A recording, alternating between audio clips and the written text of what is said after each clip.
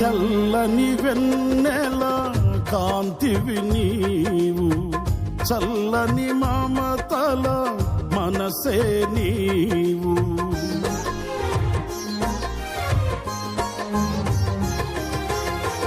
తెల్లని వెన్నెల కాంతివి నీవు, చల్లని మమతల మనసే నీవు.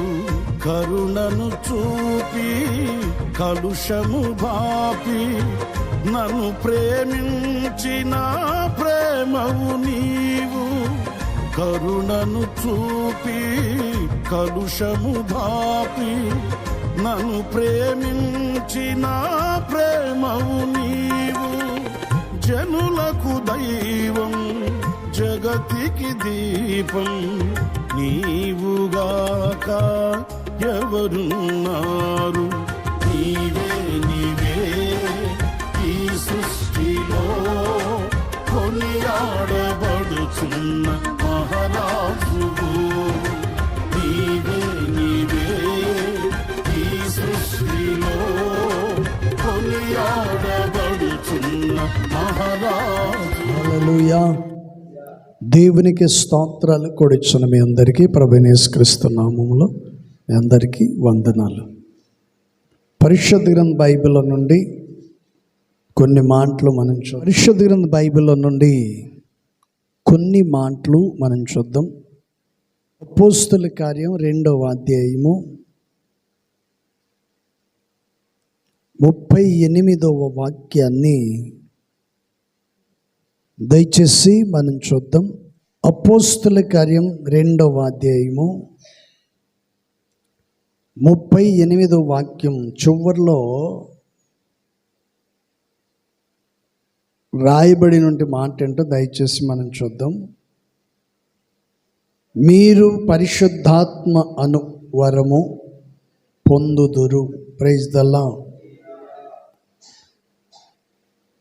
ఈ చివరిలో రాయబడినటువంటి విషయాన్ని మనం చూస్తే, పేతురు గారి దగ్గరికి వచ్చి కొందరు అడిగారు, మేమేమి చేయమంటావు అని పేతురు గారితో కొందరు అడిగినట్లుగా బైబిల్లో మనం చూస్తాం. అందుకని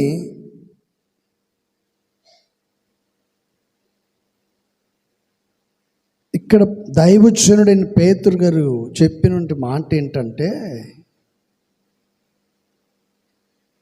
పరిశుద్ధాత్మ అనే వరాన్ని మీరు పొందుకోవాలంటే ముందు మీరు మారు మనస్సును పొందాలి. మారు మనస్సును పొందితే ఆటోమేటిక్గా పశ్చాత్తాపం అనేది కలుగుతుంది.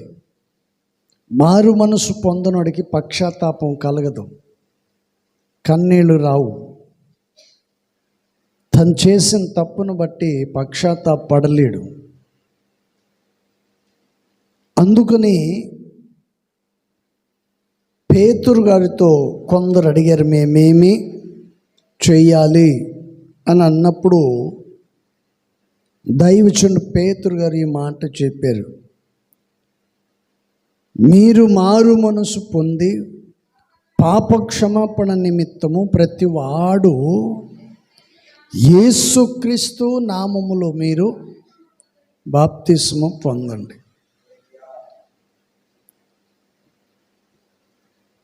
ఈ చదవబడినటువంటి భాగాన్ని మనం చూస్తే పేతురు గారు ఇలా చెప్పారు వారితో, మేమేమి చేయమంటాం. ఎప్పుడు ఈ మాటను వాడతారు చెప్పండి? ఇప్పుడు మేమేమి చేయమంటారు అని ఎప్పుడు వాడతారు ఈ మాటని? ఈ భాషను ఎప్పుడు వాడతారు? కుటుంబంలో ఏదైనా జరిగినప్పుడు పిల్లల ద్వారానో తల్లిదండ్రుల ద్వారానో ఏదన్నా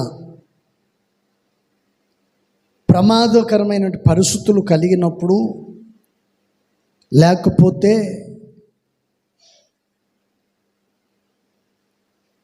ఎవరికైనా ఈ కుటుంబం ద్వారా వారికి ఏదైనా కీడు జరిగినప్పుడు లేకపోతే ఏదైనా గొడవ జరిగి వాళ్ళకు కొట్టినప్పుడు వాళ్ళందరూ ఇంటి మీదకి వస్తారు. మమ్మల్ని కొట్టేంత వాళ్ళ అంత టోళ్ళు అయిపోయారా మీరు అని చెప్పి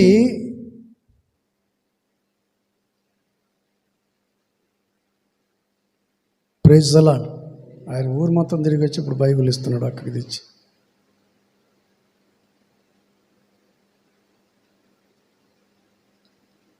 ప్రైజ్ ది లార్డ్.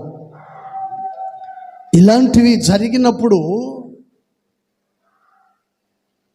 వారికి ఎవరు ఆదరించేవాళ్ళు లేనప్పుడు మేమున్నాము అని ఎవరు ధైర్యముగా చెప్పేటువంటి వాళ్ళు లేనప్పుడు వాళ్ళు అంటారు, ఎవరైనా వాళ్ళ దగ్గరికి వెళ్ళి వాళ్ళని ఆదరించేటప్పుడు పలకరించేటప్పుడు వాళ్ళు అంటారు, ఇప్పుడు మేమేమి చేయమంటాం, నువ్వేం చెప్తే అదే చేస్తాం. ఇక్కడ ప్రమాదం జరిగింది. సరసాల పునాదులు కదిలిపోయి ఉండొచ్చు, లేకపోతే ఇంకా ఏదైనా ఉండొచ్చు, లేకపోతే సువార్తను ప్రకటించేటప్పుడు ఇతరుల ద్వారా ఏదైనా ప్రమాదం వారికి పొంచి ఉండొచ్చు, లేక వారి మీదకి ఏదైనా ఎవరైనా దౌర్జన్యము చేసి ఉండొచ్చు. అలాంటి పరిస్థితుల్లో వారు కాపాడుకునేదానికి ఎవరైనా సరైనటువంటి వ్యక్తి అక్కడికి వచ్చినప్పుడు, అయ్యా మా పరిస్థితి ఇలా ఉంది, ఏదో పొరపాటు అయిపోయింది, ఇప్పుడు మమ్మల్ని ఏమీ చేయమంటావు అని అడిగినప్పుడు వాళ్ళు అంటారు, మీరేం భయపడొద్దు, మేము వాళ్ళతో మాట్లాడుతామని చెప్పి మనుషులు మాట్లాడతారు. ఇక్కడ దైవజనుడు పేతురు గారు చెప్తున్న మాట ఏంటి? ఒకటి, మారు మనస్సు పొందండి. రెండోది, పాప క్షమాపణ పొందండి. ప్రతివాడు యేసయ్య నామమున బాప్తిస్మము పొందండి. యేసయ్య నామమున చెప్పండి, ఏం పొందాలంట? బాప్తిస్మము పొందాలి. మారు మనసు పొందాలి, పాపాన్ని ఒప్పుకోవాలి, బాప్తిసం పొంది ఆయన సన్నిధిలో నిలబడినప్పుడు పరిశుద్ధాత్మ దేవుడు ఏం చేస్తాడంట? నీలో, నీ మీదికి, నీలోను నీ మీదికి ఆయన ఆవరిస్తాడు. ఎప్పుడైతే నీ పాపాన్ని ఒప్పుకొని విడిచిపెడతావో, ఎప్పుడైతే మారు మనసును పొంది బాప్తిసం తీసుకుంటావో, అప్పుడు పరిశుద్ధాత్మ దేవుడు నీలో క్రియలు చేయటానికి ప్రారంభం చేస్తాడు. దేవుడు నీ జీవితంలో నూతనమైన కార్యాన్ని చేయటానికి మొదలు పెడతాడు. ప్రైజ్ ది లార్డ్, హల్లెలూయా. అందుకని దైవజనుడు పౌలు గారు ఈ విషయాల్ని చక్కగా ఈ మాట తెలియజేశారు. అందుకని పరిశుద్ధాత్మ ద్వారా వచ్చే దీవెనలు, పరిశుద్ధాత్మ ద్వారా వచ్చే దీవెనలు, పాపము వలన కలిగే నష్టాలు. పాపము వలన నష్టం కలుగుతుంది.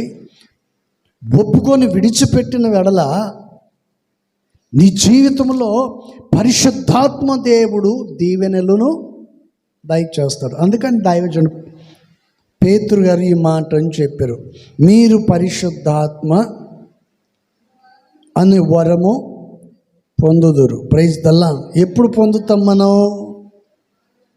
మారు మనసు పొందిన తర్వాత, చెప్పండి, మారు మనసు పొందిన తర్వాత పరిశుద్ధాత్మ దేవుడు మనలోనికి రావటానికి ఇష్టపడతాడు. బైబిల్లో రాయబడినట్లుగా వాక్యం మనకు ఏమి తెలియచేస్తుంది? వాక్యం మనకు ఏం బోధిస్తుంది? వాక్యం మనకు ఏం బోధిస్తుందంటే, ఈ రాయబడినటువంటి విషయంలో వాక్యం ఏమని చెప్పబడుతుందంటే, ఒకటి మారు మనసు పొందు, రెండోది పాపాన్ని ఒప్పుకో, మూడోది బాప్తిస్ము పొందితే, నాలుగోది పరిశుద్ధాత్మ దేవుడు మనలోకి దిగి వస్తాడు. Praise the Lord. అందుకని బైబిల్లో మరొక మాట కూడా రాయబడి ఉంది. బైబిల్లో మరొక మాట 17వ వచనం కూడా దయచేసి యోహాను సువార్త 14వ అధ్యాయము.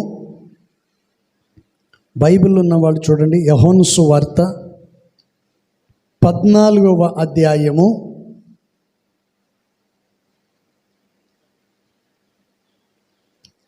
16వ వచనాన్ని దయచేసి మనం చూద్దాం. 16వ వాక్యం చదువుదాం.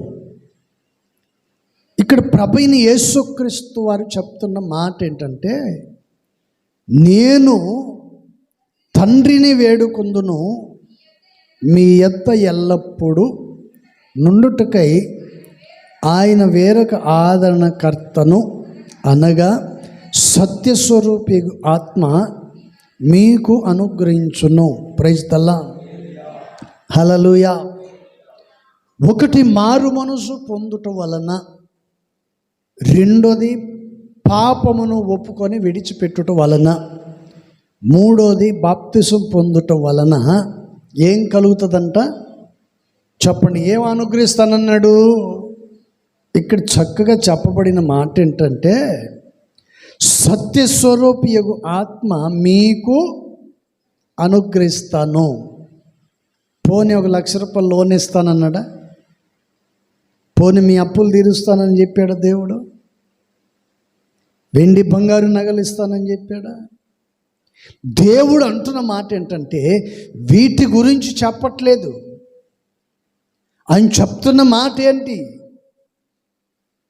పరిశుద్ధాత్మ అనే వరము మీరు పొందాలి అంటే తప్పనిసరిగా ఈ మూడిటిని తప్పనిసరిగా మీరు పాటించాలి. ఈ మూడిటిని తప్పనిసరిగా పాటించాలి. ఏమిటి ఆ మూడు?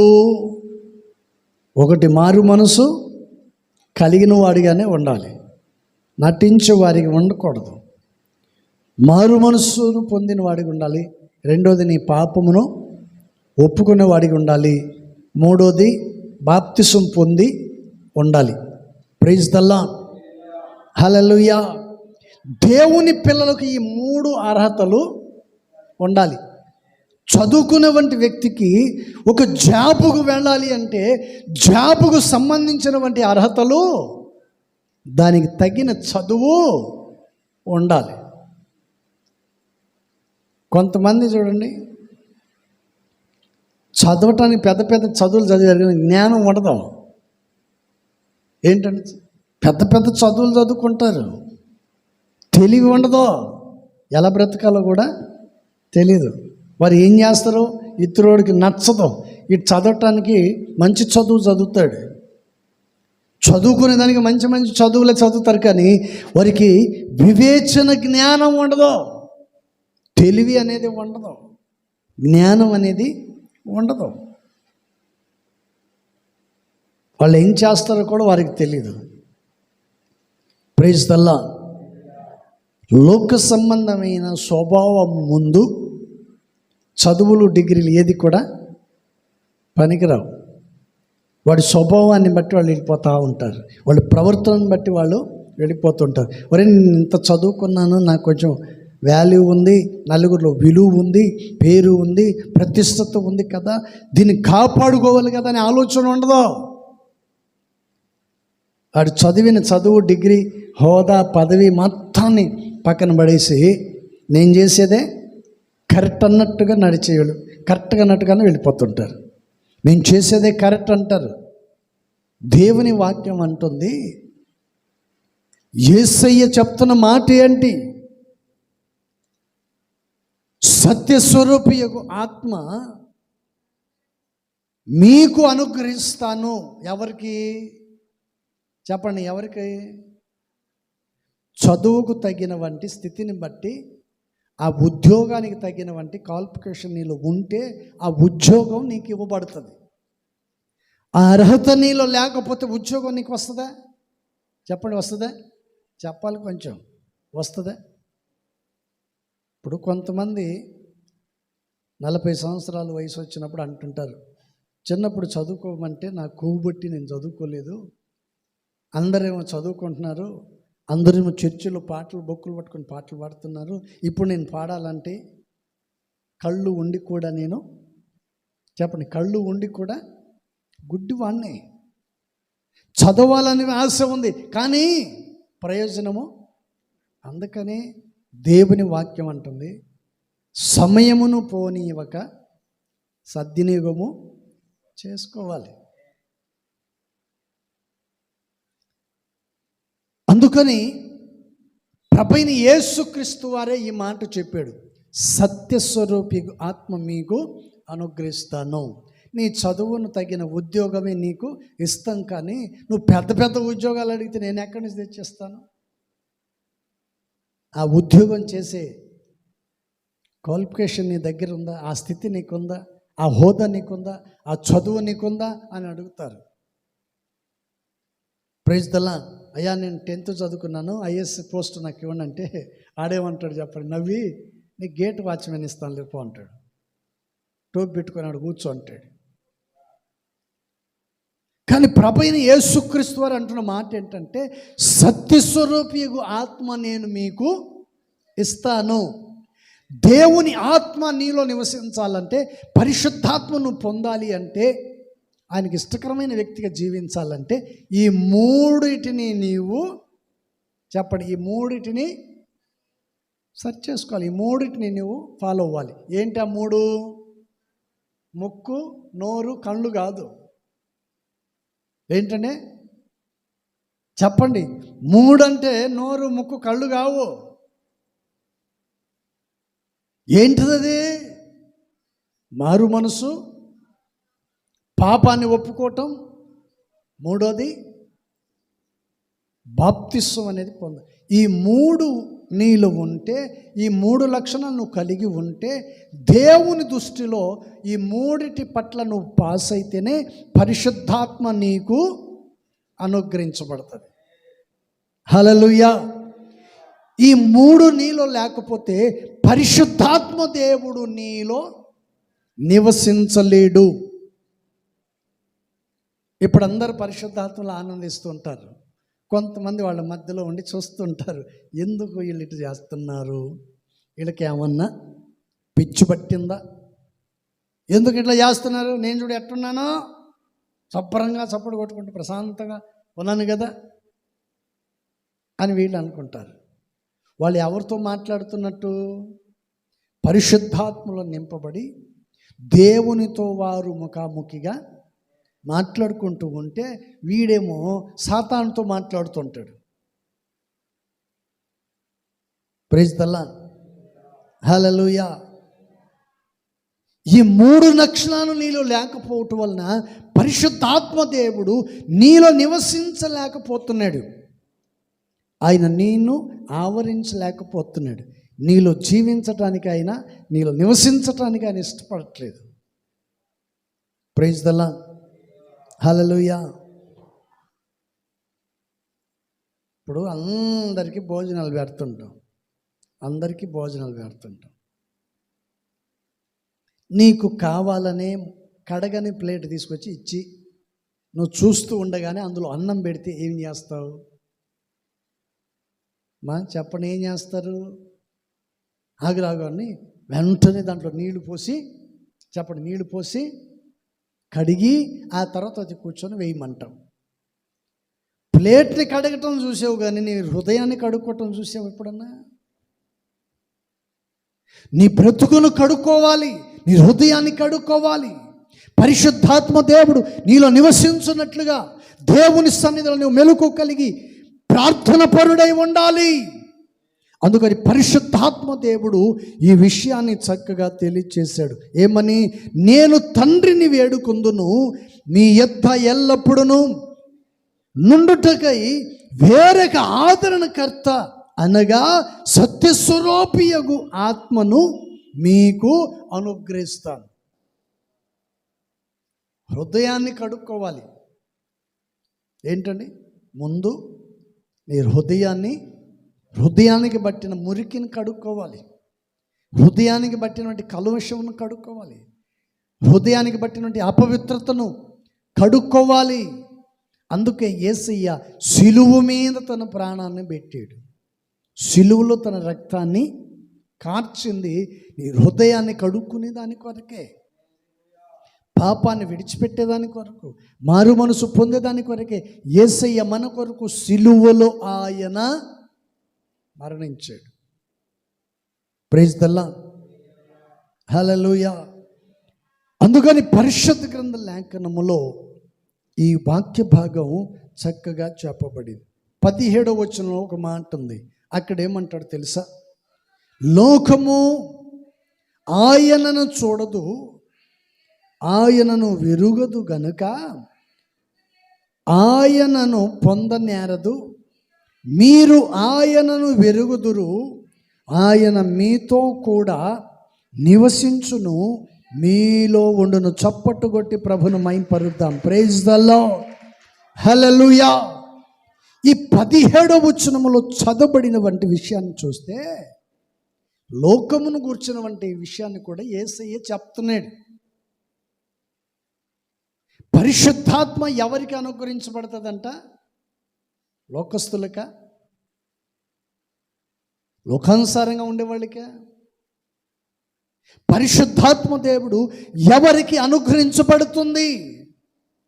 ఎవరు పొందుకుంటారు? ఆ పరిశుద్ధాత్మను పొందుకోవాలంటే, ఆ యోగ్యతను సంపాదించుకోవాలని దేవుని వాక్యం మనకు బోధిస్తుంది. దేవుని వాక్యమే మనకు బోధిస్తుంది. అందుకని ఇక్కడ ఈ మాటను చక్కగా తెలియచేశాడు. Praise the lord. అందుకని యేసయ్య అంటాడు, లోకము ఆయనను, చెప్పండి, లోకము ఆయనను చూడదు. లోకం ఆయన చూస్తే సిలువ ఎందుకు వేస్తారు? లోకము ఆయన వైపు చూసి ఉంటే ఆయన సిలువ ఎందుకు వేస్తారు? మరణానికి ఎందుకు అప్పగిస్తారు? ఏంటండి, ఆయన సిలువేమని ఎందుకు కేకలేస్తారు? ఎందుకు కోరుకుంటారు? లోకం ఆయన వైపు చూడలేదు.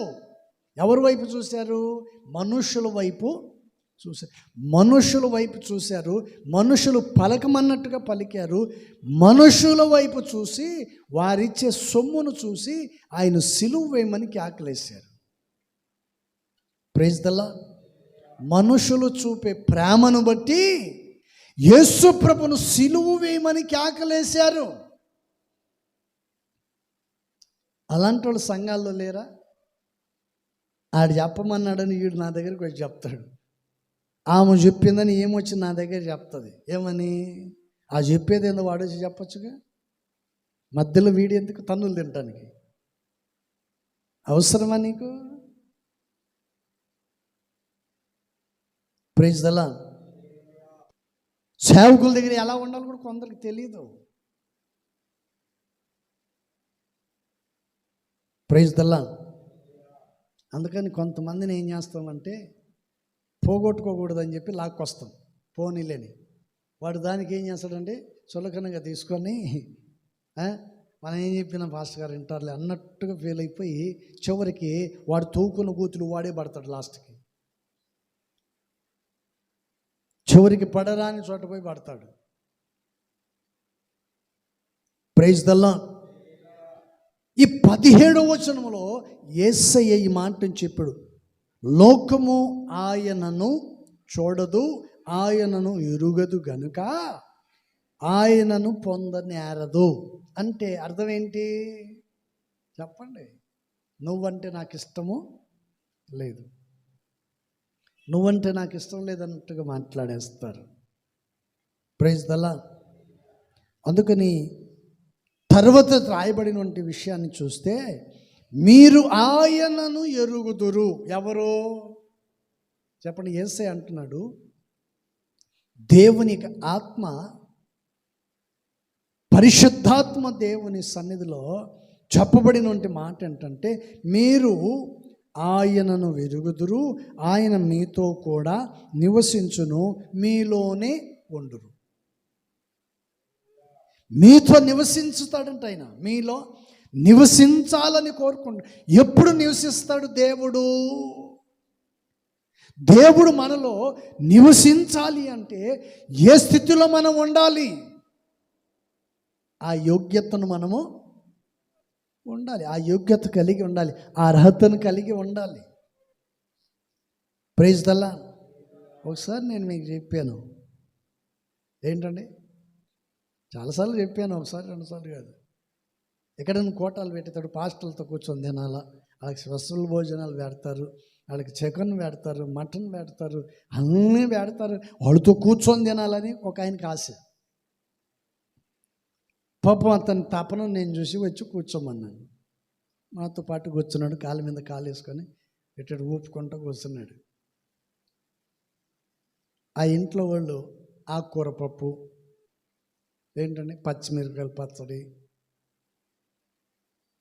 ఏంటండి సాంబారు, రసము ఇవన్నీ తెచ్చి ముందు పెట్టారు. పెట్టిన తర్వాత ఆయన వడ్డించడానికి పోతే ముందు అయ్యగారికి వడ్డించండి, ఏంటండి ముందు అయ్యగారికి వడ్డించండి, తర్వాత మాకు వడ్డిద్దరు అని చెప్పి అనేసరికి వాళ్ళు మాకు పెట్టారు. మాకు పెట్టిన తర్వాత ఏంటంటే పచ్చిమిరపకాయలు పచ్చడి, టమాటా పచ్చడి పెట్టారు, ఆకుకూర పప్పు పెట్టారు, రసం ఇవి ఉన్నాయి, వేసి పెట్టుకున్నాము, తింటా ఉన్నాం. ఈ లేచి ఏమంటాడు తెలుసా, పాస్టర్ గారండి మీరు తినండి, నేను తర్వాత తింటా. ఎందుకని, బయటేమో బిర్యానీ పెడుతున్నారు, చికెన్ ఉంది, అన్నీ ఉన్నాయి బయట. ఇక్కడ మా దగ్గర ఏముందండి,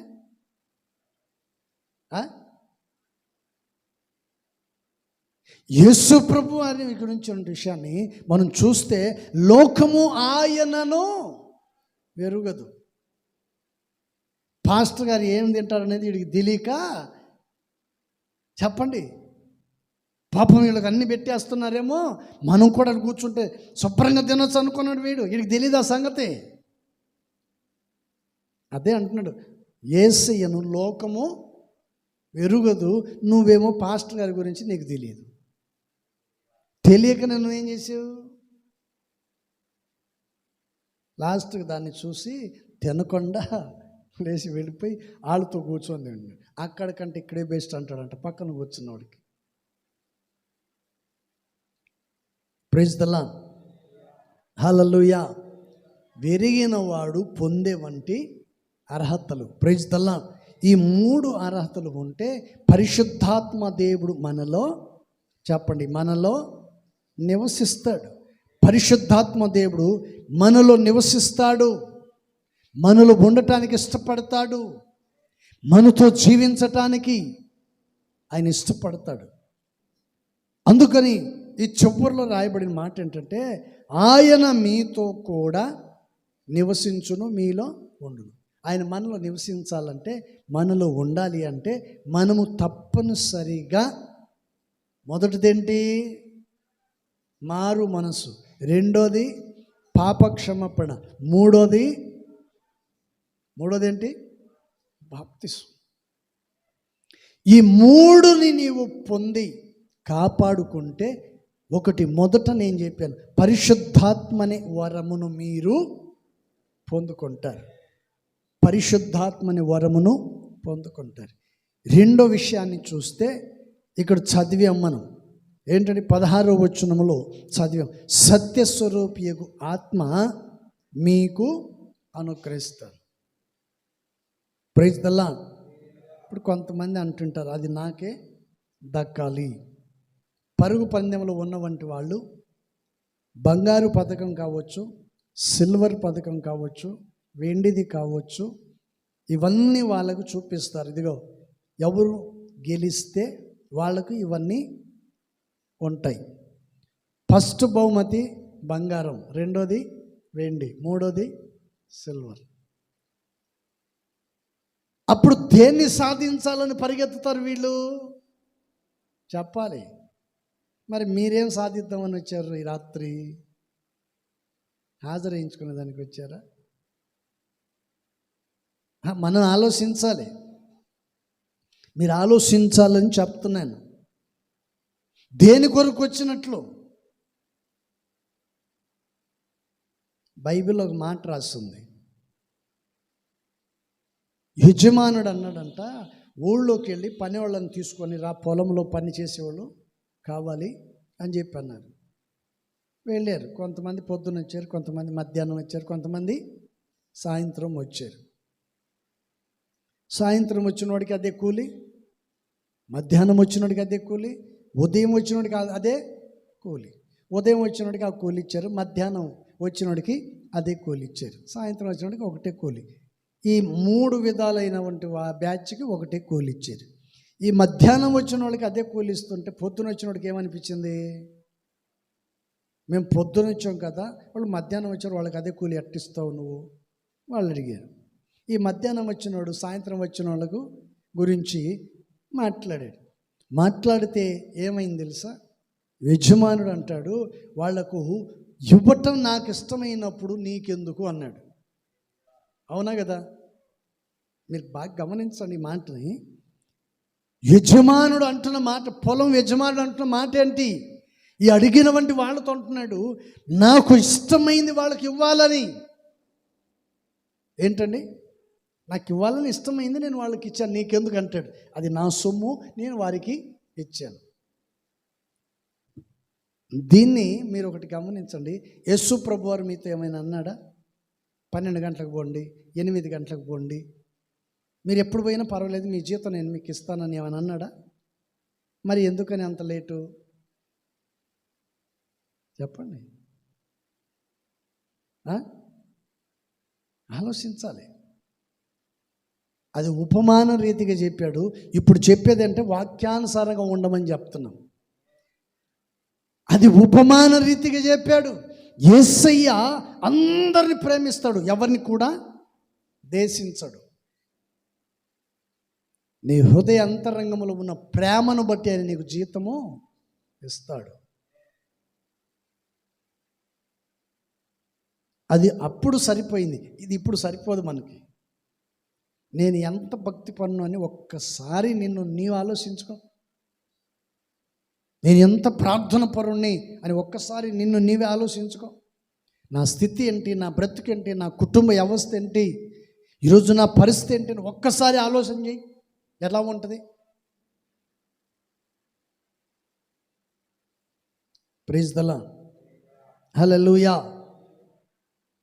అందుకని పరిశుద్ధ గ్రంథ లేఖనములో ఈ వాక్య భాగం మనకు చక్కగా బోధించబడింది. ప్రైజ్ ద లార్డ్, హల్లెలూయా. చూడండి, 1 యోహాను పత్రిక 2వ అధ్యాయము, 1 పత్రిక, యోహాను రాసిన 1 పత్రిక 2వ అధ్యాయము 27వ వాక్యం. ఇక్కడ ఒక మాట రాయబడి ఉంది, చదవండి. అయితే ఆయన వలన మీరు పొందిన అభిషేకము మీలో నిలుచుచున్నది గనుక ఎవడును మీకు బోధింపనక్కరలేదు. ఆయన ఇచ్చు అభిషేకము సత్యమే కానీ అబద్ధము కాదు. ఇది బాగా గమనించండి. దేవుడిచ్చే పరిశుద్ధాత్మ అభిషేకము సత్యమే కానీ అబద్ధము కాదు. దీన్ని మీరు ఎలా అవలంబిస్తున్నారు? పరిశుద్ధాత్మ పొందినట్లుగా నటిస్తున్నారా, లేదా నిజంగానే పరిశుద్ధాత్మను పొందారా? నటిస్తున్నట్లయితే నష్టపోతావు. నిజంగాను పరిశుద్ధాత్మను పొందిన వాడవైతే నీకు వివేచన జ్ఞానము ఇవ్వబడుతుంది. వివేచన జ్ఞానం అనేది ఇవ్వబడుతుంది. మంచి చెడులను తెలుసుకుంటావు. జ్ఞానంగా ప్రవర్తించటం నేర్చుకుంటావు. భయము భక్తి కలిగి ఆయన సన్నిధిలో మెలకుగా జాగ్రత్తగా ఉంటావని వాక్యం మనకు తెలియచేస్తుంది. అందుకని ఇక్కడ ఈ మాటను తెలియచేశాడు. హల్లెలూయా. ఆయన ఇచ్చు అభిషేకము సత్యమే కానీ అబద్ధము కాదు.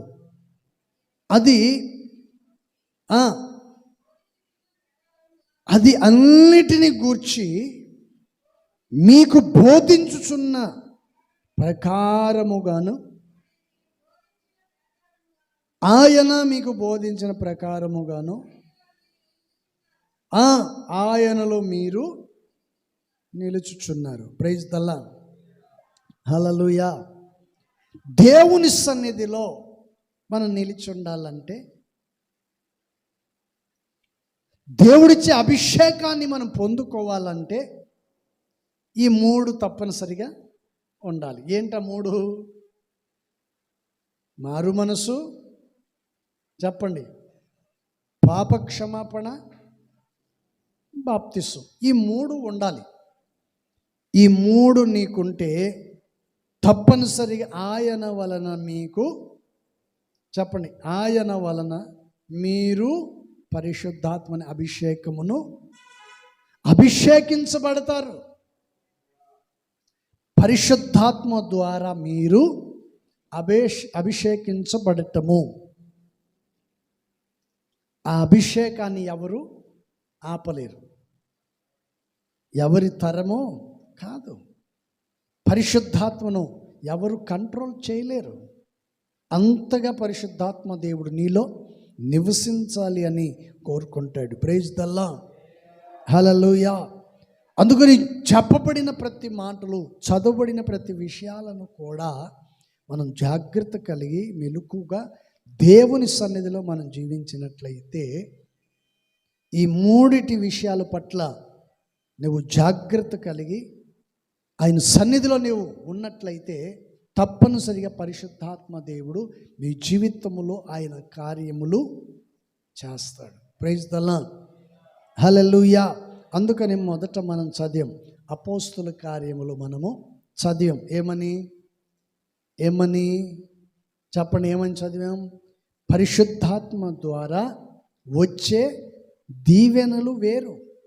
ఆ దీవెనలు పొందాలి అంటే తప్పనిసరిగా నీవు ఈ 3 కలిగి జాగ్రత్తగా నిన్ను నీవు కాపాడుకొని దేవుని సన్నిధిలో నిలబడాలి. దేవుడు కొద్ది మాటలు దీవించును గాక. ఆమేన్. మోకరించండి, చిన్న ప్రార్థన చేసుకుందాం. ప్రేమ స్వరూపి పరిశుద్ధుడైన దేవా, మీకు స్తోత్రాలయ్యా. గొప్ప దేవుడు, చాలిన దేవుడు, ఈ రాత్రి ఇంతకాలం ఇంతవరకు మీ సన్నిధిలో మమ్మల్ని మీరు నిలిపి అనేక విషయాలు మాతోనూ తెలియపరిచినందుకు స్తోత్రాలు. కృపగలిగిన దేవా, కూడిచ్చిన మీ బిడ్డలను విన్న ప్రతి వాక్యం వారి హృదయాలలో నాటబడి నీరు కొట్టి ఫలింపచేసి మీరు అక్కడకు మీ రాజ్యానికి సిద్ధపరచబడేవంటి వారిగా ఉండేటట్లు పరిశుద్ధాత్మ అనే వరమును మేము పొందాలి అంటే మారు మనసు పొందాలి, పాపాన్ని ఒప్పుకోవాలి, ప్రభువాని సన్నిధిలో బాప్తిసం పొందాలి. ఈ 3 కలిగిన వాడే నీ ఆత్మ అభిషేకాన్ని పొందుకుంటారు. వారి యందు మీ ఆత్మ నివసిస్తుంది అని మీరు తెలియచేశారు. ఎంతమంది వాక్యాన్ని వింటున్నారు?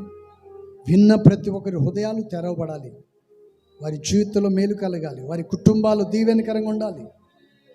ఎంతోమంది జీవితాలు, కుటుంబాల్లో సంతోషం, సమాధానాన్ని కోల్పోతున్నారు, నెమ్మది లేక బ్రతుకుతున్న వంటి వాళ్ళు ఎందరో ఉన్నారు.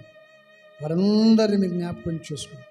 ఈ వాక్యాన్ని వింటున్న ప్రతి ఒక్కరి హృదయాలు తెరవబడి నీ వైపుకు తిప్పబడినట్లు వారు సంఘాలు చార్చబడి వారి కుటుంబంలో సంతోషాన్ని, ఆనందంతో నింపి మహిమ పొందడం యేసు నామములో అడుగుచున్నాం తండ్రి, ఆమేన్. హల్లెలూయా. అందరికీ వందనాలు, దేవునికి స్తోత్రాలు.